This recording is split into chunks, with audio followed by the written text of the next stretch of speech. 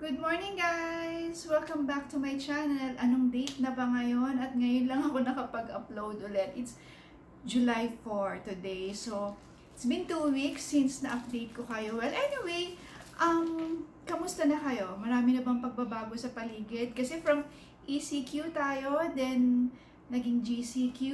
Ngayon is modified GCQ na tayo. But I guess kahit naman modified GCQ na tayo, marami pa ring restrictions sa paligid natin. Hindi pa rin tayo kasing free katulad dati na pwedeng pumunta kung saan saan at ibalik yung dati natin nakagagawian. Kasi sabi nga, kahit naman pagdating ng mga ilang weeks, talagang we need to adapt to the new normal na hindi na siguro tayo makakabalik sa ways natin before or siguro matatagalan until merong vaccines or may cure for COVID-19. But anyway, what we need to do is adapt to the new changes, adapt to the new normal. Ito naman ay para sa atin, hindi ba? Para siguraduhin na ligtas tayo, ligtas ang ating pamilya, ating mga mahal sa buhay against COVID-19 virus. So, one of the restrictions na na-experience natin during this pandemic is yung mga luxury na nakakapunta tayo sa salon, nakakapunta tayo sa spa para magpamasahe for a day long na pagod ang katawan natin, parang we need a massage. Ngayon, restricted tayo eh. May mga restrictions pa rin pagdating sa mga spa, sa mga salon. So, actually, what I'll show you today is unboxing of a little massager lang naman. Kasi, actually, ECQ ko pa to na order kasi sobrang sakit ng katawan ko during the ECQ. Hindi dahil sa dami kong ginagawa. Hindi dahil during ECQ parang nagkaroon ako ng every other day, nag-exercise ako. So, sobrang sakit ng katawan. And yet, hindi ka pwedeng magpamasahe kahit home service. So, tingin-tingin ako sa Lazada, may mga nakita ako mga massager. So, ECQ ko pa siya binili. Then, dumating siya during GCQ, 3 weeks ago pa to eh. Mabubuksan ko, modified GCQ na. But anyway, hindi ko kasi siya binubuksan until mafi-film ko kasi gusto ko sa inyong ipakita. So, binili ko to sa Lazada. Buksan na natin ha. It's around 1,499. Pero alam nyo, nung tinitignan ko, nung window shopping ako sa Lazada, maraming ganitong klase na mas mura. Kaya lang, katulad nga ng sabi ko sa inyo before, yung sa aking last vlog, is every time nag-online shopping ako, hindi lang presyo yung tinitingnan ko. Tinitingnan ko rin yung reviews ng product tsaka ng seller. Kasi makakamura ka nga ng ilang peso, pero hindi ka naman masasatisfied. So parang nagsayang ka lang din ng pera. So ito yung binili ko. Multipurpose massager. Ayan siya, guys. So, binili ko siya sa Lazada. I'll just post dito yung link kung magkano siya at yung seller para at least kung okay, baka you'll also be interested na bumili, di ba? Ayan. So, buksan na natin siya and magagamit ko na siya mamaya. Anyway, ang ganda yung packaging kasi from the box, meron pa ulit talagang box. So, ito siya.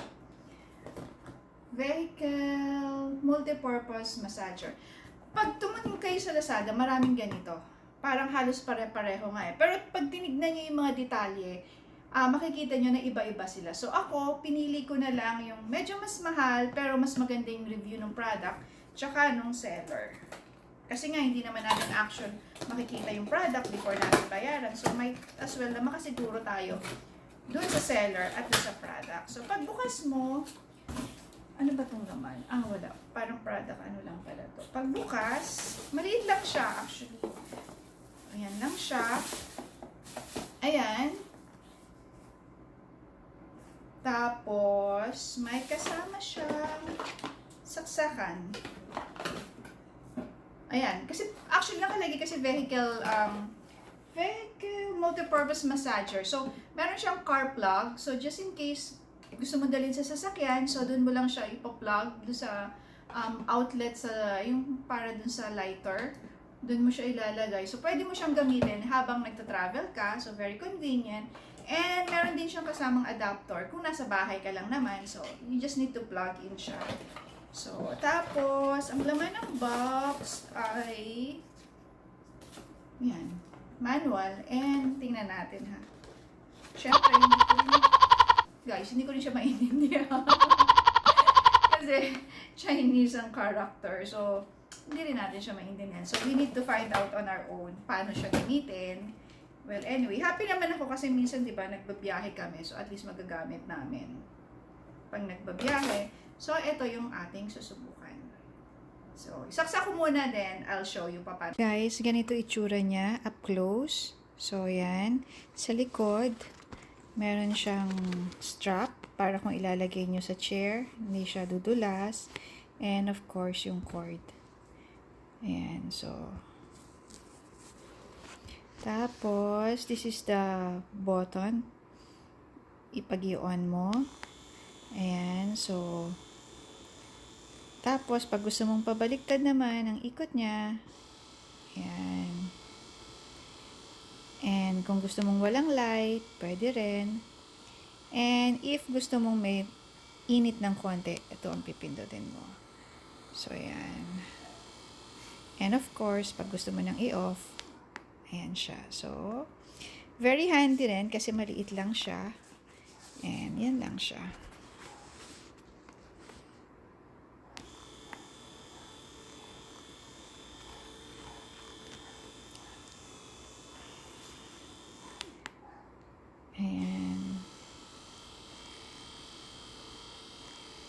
Ayan guys, nasaksak ko na siya, na-plug ko na siya. Katulad nga ng sabi ko, pwede siya sa bahay, you can use the plug, or pwede siya sa sasakyan, you can use this car plug. So ayan. May zipper siya. So, tingnan natin ano yung nasa loob. I think washable kasi. So, eto, tong mesh, pwede mo siyang labhan kung madumi na. Tapos, ayan siya. Then, dalawang plug. Yung plug dito is, ayan, 6 points siya eh. So, dalawang ganon, tapos each point, 3 points siya. Tapos, itong isa, itong plug na itong isa, iinit siya. So, may konting warm siya. So, it add a little comfort pag nagpapamasahe ka, diba? So, ayan. So, usually, dito siya sa likod nilalagay. So, i-move mo nga lang kung saan mo siya gustong tumama kasi hindi naman siya ganun kalaki. In fairness, okay naman siya kasi nakakadagdag yung medyo mainit siya, nakaka-relax. Tapos, parang ginaganon yung likod. So, adjust mo lang siya kung saan mo gustong patamain yung pressure. Tapos, medyo konting sandalan mo lang para talagang mafe-feel mo. So, okay naman siya, I guess, for a price of 1.5. At wala kang tagapagmasahe, wala kang access to go to the salon or spa. Pwede na to. Tapos, pwede rin siya sa legs, actually, sa ganito. So, yun. So, I guess, for 1.5, okay naman siya kasi at the comfort of your home, at least kahit papano masusuth yung mga muscles mo pag sobrang pagod. And at the price of 1.5, very worth it na to. Kasi yung mga malalaking massager, chair massager, it's around 150,000, diba? So, sobrang mahal niya. And halos, yun lang naman, ang effect nun is the whole body sabay-sabay minamasahe. Eto, point per point. So, hindi siya sabay-sabay kung saan mo lang siya itatapat. Like dito ka muna sa likod, yun muna, tapos pagtapos na, akyat-akyat na lang. So, at the price of 1.5, very worth it siya and it's highly recommended. And plus, the fact na may warmth siya na binibigay. So, it adds comfort, tsaka nakaka-relax. Yung medyo mainit siya ng konti. So, anyway guys, I think magagamit ko to kasi lalo na ngayon na back to work na tayo at most of the time medyo pagod at gabi, okay na rin na meron kang personal massager na ganito. So, I'll just post the link down below para kung interested kayo, you can also buy. And ang maganda pa dito pala guys, hindi siya battery operated. So, tipid kayo, di ba? Kasi pag battery operated, usually ang bilis ng konsumo nito sa mga battery. So, at least medyo tipid kasi you just need to plug in. So, yun lang guys. So, sa mga episode natin, mostly dito lang muna din tayo sa loob ng bahay because of kahit moderate GCQ na tayo, hindi naman nawawala yung threat ng COVID-19. So, we'll just feature mga items, products, or lifestyle na nagbago because of this pandemic, and I'll share it with you. So, that's all guys, and before I end this vlog, syempre guys, you know the drill. Don't forget to give this vlog a thumbs up, and kung hindi pa kayo nakapag-subscribe, please subscribe to my channel, and of course, push that notification bell para palagi kayong updated every time na may new upload ako. So, I'll promise guys na every week makakapag-upload na ako. And before I end this pala, gusto ko muna kayong pasalamatan because we're reaching 2,000 subscribers. So, maraming salamat sa lahat ng suporta. And I'll make sure na worth it ang oras na ibibigay nyo sa aking channel. So, yun lang guys, and bye-bye!